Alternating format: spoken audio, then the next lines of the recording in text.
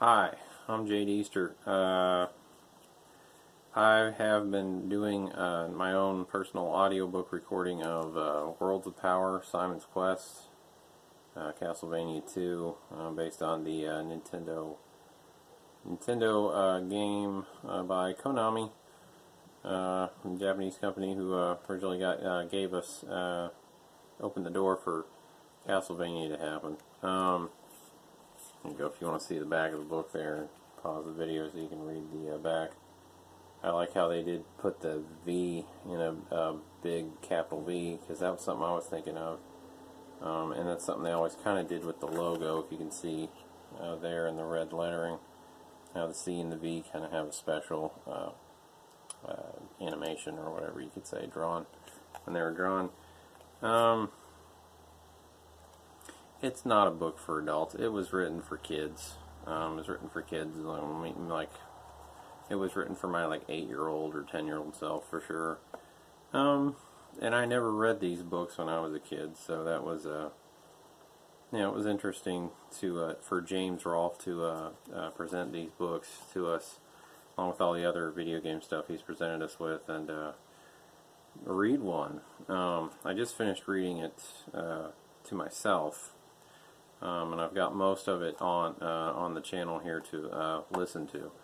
And I tried to find pictures from the game that kind of went with what was going on in the chapters, and music from music from throughout the entire Castlevania video game series that I'm aware of, that I felt fit the mood of whatever the chapter was and stuff. So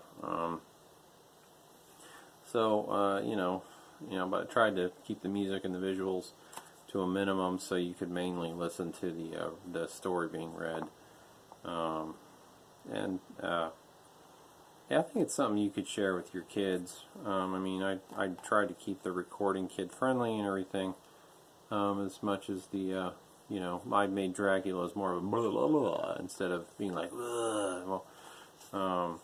so he's not too scary sounding. He's more silly, like maybe they might laugh. Kids might laugh at the way I did Dracula's voice and stuff. And I did actually look up some videos for how to get a real Romanian accent, since Transylvania is within the country of Romania. I tried to get an authentic accent for Simon Belmont on there as much as I could. And Tim, I just made his voice higher, and tried to do lady voices for lady parts, and just give each character its own voice as they appeared in the story.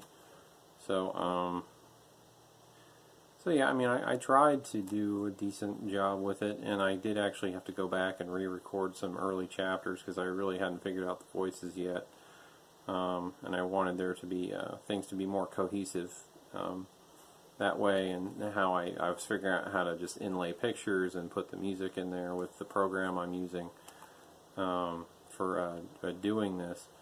I was learning as I went, and so my next audiobook should be a lot more professional, and I bought a good condenser mic that I didn't use till maybe chapter 8 or so.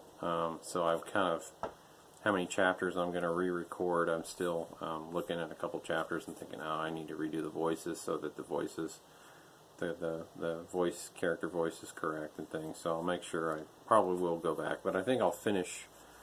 I'm on chapter 17 as I record this video now, so and there's about 22 chapters, and they're like 5 or 6 pages each. So this is written for kids who, the book's total page number is 138. And it even has recommendations for books that are not Worlds of Power. He says, go read Edgar Allan Poe, go read Stephen King, go read J.R.R. Tolkien, Robert Louis Stevenson, already said that, Bunnicula by Deborah and James Howe. I don't know about The Black Cauldron. I never read that. Lloyd Alexander. 8 Tales of Terror by Edgar Allan Poe. The Eyes of the Dragon by Stephen King, which I think might be the one Stephen King book I actually read. and The Hobbit by J.R.R. Tolkien, who also wrote Lord of the Rings. So it's a way to get kids. It was a way to get kids to read classic literature or larger, more complex stories, but start them off with easy to read short stories, which is a good idea. And they, the morals are good. He overcomes his addiction to chocolate, which I thought that was a neat idea. Simon's sort of an awkward hero who